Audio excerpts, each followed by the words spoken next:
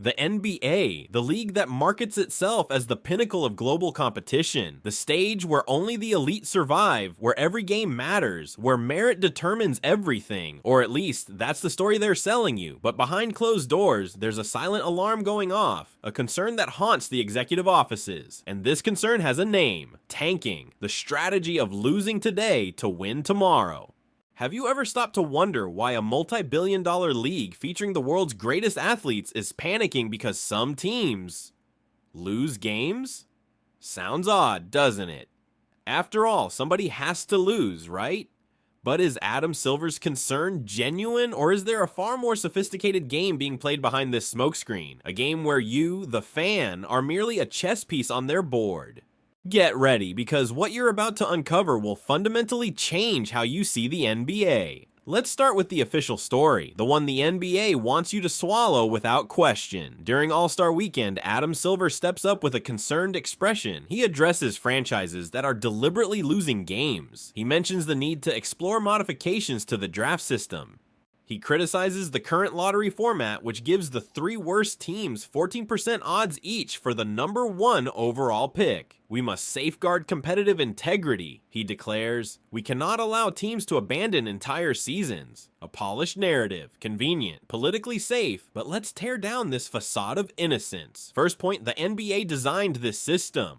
The draft lottery was created by the league itself in 1985, restructured in 1990, tweaked in 1994, and modified again in 2019. Each adjustment promised to fix the tanking issue, and each adjustment failed. Or did it really fail? Second point, Silver's concern isn't about integrity, and it's about something far more valuable: perception, public image. The product he's selling to sponsors, broadcast networks, and streaming platforms. Because let's be real, a matchup between two teams obviously trying to lose doesn't sell tickets, doesn't generate viewership, doesn't drive sports betting activity, an industry now deeply woven into the NBA's revenue model. And here's the fascinating part: Silver talks about exploring changes, but presents zero concrete solutions. No specific plan, just vague promises and press-friendly statements. Why? Because the narrative isn't about solving anything. It's about controlling the conversation. It's about redirecting attention away from the actual issue. And what is the actual issue? Well, you'll discover that. But first, we need to understand the game being played. Now let's dive into the actual mechanics of tanking, because it's not what the NBA wants you to believe it is. When you hear tanking, you probably imagine incompetence, right? Terrible teams, failed management, players who don't care. Wrong. Modern tanking is a masterpiece of strategic engineering. It's cold calculation. It's mathematics applied to basketball. It's a system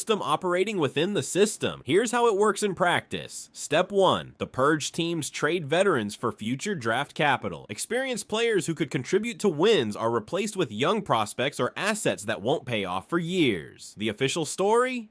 We're rebuilding. The reality? We're ensuring maximum losses this season. Step 2. The laboratory. Young players receive excessive playing time, not because they're ready, but precisely because they're not. They make mistakes, they lose games, but the franchise can claim, we're developing our future. It's the perfect cover. Step 3. Strategic rest management. Healthy players are held out. A minor knee twinge, out for 3 weeks. Muscle tightness, shut down for the remainder of the season. This isn't medical caution, it's calculated sabotage. And here's what's fascinating. The NBA knows this. They understand it's not incompetence, it's strategy. The proof: the Utah Jazz and Indiana Pacers were recently fined for compromising competitive integrity. But pay attention to what actually happened. It wasn't because they lost games. It was because they were too obvious about it, because the charade became too transparent. The NBA doesn't punish tanking itself, it punishes the appearance of tanking. The distinction is subtle but critical. And why do teams do this? Because the system incentivizes them to do it. Look at the 2026 draft class, considered one of the most talented in a decade. Cooper Flagg, Dylan Harper, Ace Bailey, names that could transform entire franchises. What's the value of winning 5 or 10 more games this season versus having 14% odds at landing one of these superstars? The math is simple. Losing is worth more than winning. This isn't tanking. It's reverse engineering the league's own design. It's playing the game within the game, and the NBA created this monster. Now they're pretending they want to destroy it, but this is where the story gets truly intriguing, where the pieces start connecting in ways the NBA doesn't want you to notice. Adam Silver, in his public concern, makes a revealing admission. He acknowledges that enforcement doesn't work and that the current system might be outdated. Stop, read that again. The league's commissioner is admitting that the system they themselves created, modified multiple times, and defended for decades, doesn't work. Is this an admission of failure, or is it psychological preparation for a change that's been planned for quite some time? Because conveniently, and I say conveniently with full emphasis, precisely as this tanking controversy explodes, another topic emerges: NBA expansion to 32 teams. Seattle and Las Vegas are the frontrunners. The league talks about a new chapter, additional markets, sustainable growth. And here's the question nobody's asking. Why now? Why is the expansion discussion happening exactly when the draft system is under fire? Why are these two narratives being intertwined? Let me paint the complete picture for you. With 32 teams, the dilution of available draft talent would be automatic. More franchises competing for the same picks. Less value in each individual selection. The incentive to tank diminishes, not because the system changed, but because the prize is worth less. But there's more. Two new franchises mean billions in expansion fees paid by new owners, money that flows directly into the coffers of the current 30 teams. It's literally a massive payout to dilute the very draft power they hold today. Coincidence? Perfect timing? Or 4D chess played by league administration?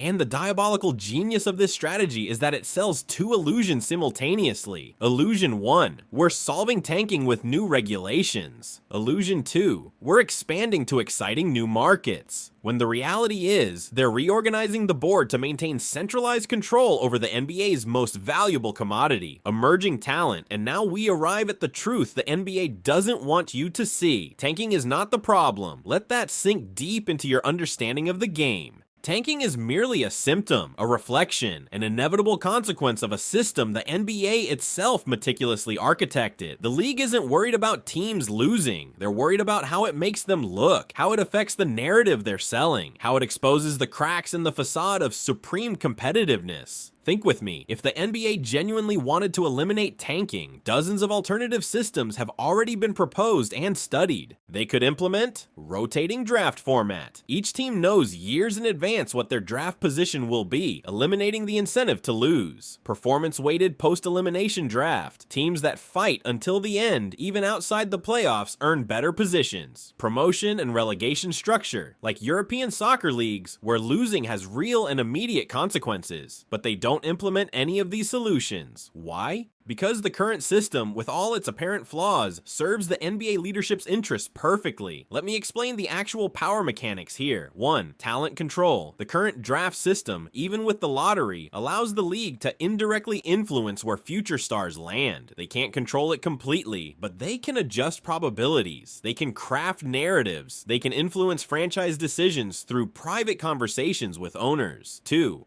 Revenue maximization. Bad teams in major markets, New York, Los Angeles, Chicago, that tank eventually land stars. Those stars in big markets generate massive league-wide revenue through national and international TV contracts. 3. The hope cycle. Tanking creates a perpetual rebuilding cycle that keeps fans engaged even during losing seasons. Next year will be different. It's the eternal carrot in front of the horse. 4. Meritocracy narrative. By fighting tanking publicly, the NBA maintains the illusion that it cares about pure competition, when in reality it's just protecting its entertainment product. The fines imposed on the Jazz and Pacers? Pure theater, a show for the cameras, a message to other franchises. Tank if you want, but be discreet about it. And the exploration of system changes? Smokescreen to buy time while they implement the real solution. Expansion and controlled dilution. The expansion to 32 teams? A brilliant maneuver that solves the tanking problem without changing anything fundamental in the power structure. Do you see it now? The plan never failed. It's being constantly adapted, refined, perfected. The NBA isn't a basketball league dealing with unexpected problems. It's a multi-billion-dollar corporation executing a long-term strategy to maintain absolute control over its most valuable assets. Athletes who aren't even in the league yet. Cooper Flagg, Dylan Harper, Ace Mace Bailey. These young men haven't been drafted yet, but the NBA is already moving pieces on the board to determine not just where they'll play, but how their arrival will be used to benefit the league's narrative. And you, the passionate fan, are just a piece on this massive chessboard. Your engagement, your hope, your frustration, your loyalty, all of it is calculated, measured, and monetized by the machine that is the modern NBA.